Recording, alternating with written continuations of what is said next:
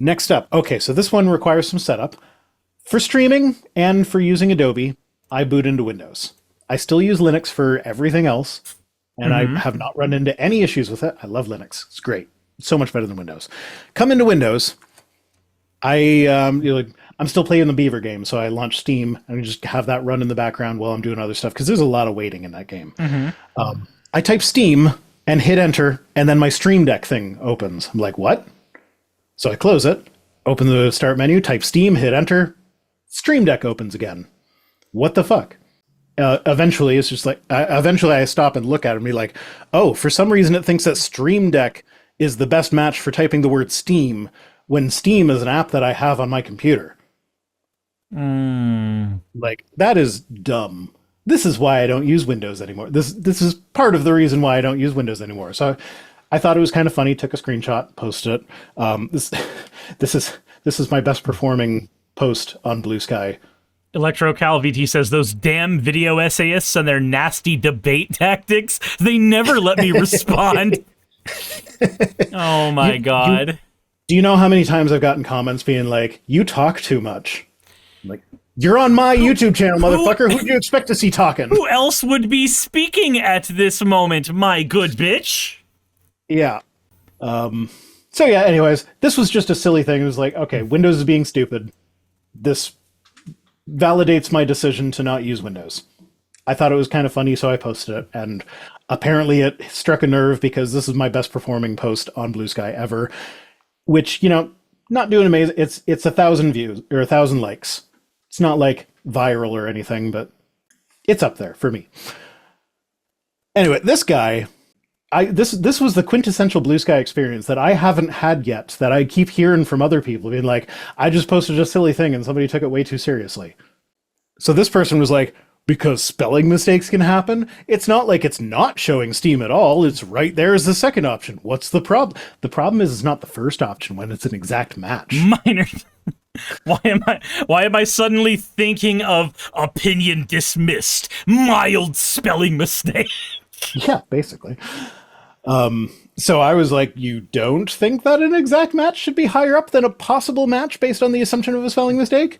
And then apparently I had an extreme overreaction for calling this a reason not to use Windows. And I'm like, it's not my only reason, but like, even if it was, is it really an extreme overreaction to stop using something that doesn't work the way it should work?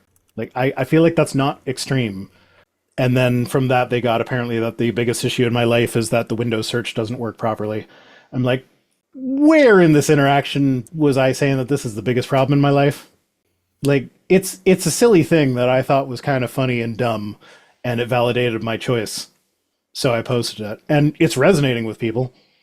So, I don't know. I just thought it was funny that I had the Blue Sky experience of someone taking me way too seriously. Jesus. But yeah, no, if you're watching us, don't go harass them or anything. They're not a bad person or anything. It's just funny to me that they took me too seriously. No, harass them. Destroy them on the internet. No, they're a furry, so they're probably fine. Oh, okay. They're already used to getting destroyed at conventions. Probably.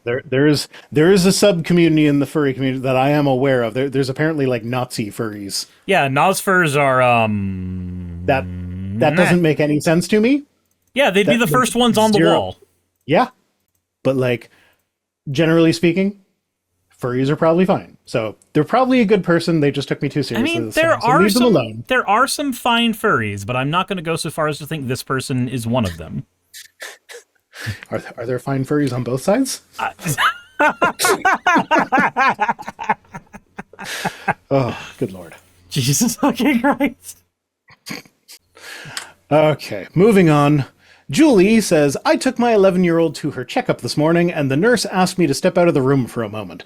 I politely declined, and she said, it's just for a moment, and I told her, no thank you. Given all the stories about children being abused, my husband and I decided to never leave our children alone with anyone, even medical providers. Anything you need to do or say, you can do with me in the room. She looked all miffed and just left, no idea what her plan was, but didn't feel the need to continue it with me present, and that makes me even more suspicious. When she left my daughter...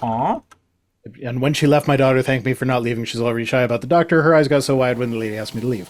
So, Cirrus, you know why doctors do this, right? Yeah, they need to figure out if you're being sexually abused. That's usually the primary reason.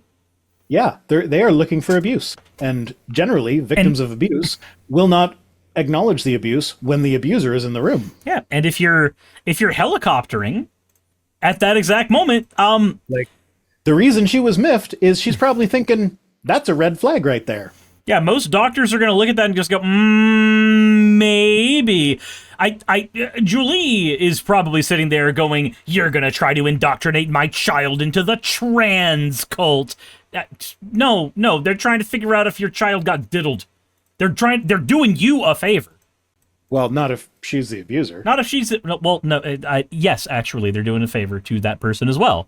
Because the end result of that would be them getting 3 square meals a day, free access to a library card, like free housing. So many benefits would be going their way, you know. Did you hear about the person that blew up the warehouse? No, what? That burned down the warehouse? There's a warehouse in California, paper products, where a disgruntled employee torched the place and cited Luigi Mangione as an inspiration. And I was looking at it being like, okay, all the news outlets are saying that the worst case scenario for this person is a 10-year prison sentence. Like, so he torched the place because he's disgruntled because they're not paying him enough to live. And the punishment for that is 10 years of free housing and food. Like, yeah, prison's not a walk in the park. I'm not going to pretend like the American prison system isn't all kinds of fucked up with how they treat the prisoners, but like at least the rent's paid. You don't have to worry about being homeless or not eating. Yeah, Jeff Patique says you haven't heard all you had to do was pay us enough to live. Yeah, when the punishment for torching the warehouse becomes less uncomfortable than just existing as a worker in the warehouse, then I feel like that's like I'm not condoning torching warehouses, but I feel like that's kind of on the CEOs and whatnot that decide that we're not going to pay our workers a living wage. Yeah, like it again, all you have to do is pay people enough to live, and that shit like that will happen less. And again, all you have to do as a medical insurance company is not fuck over the entire American populace, and then maybe your CEOs will live longer. I don't know. Maybe. That'd be nice. No, it wouldn't. I mean, sorry, I kind of short-circuited there when I said that CEOs living longer would be nice. I was like, no, that wouldn't be nice, but the situation that led to it would be. Hey, you made it to the end. I want to give an extra thanks to the patrons who allow me to do this full time.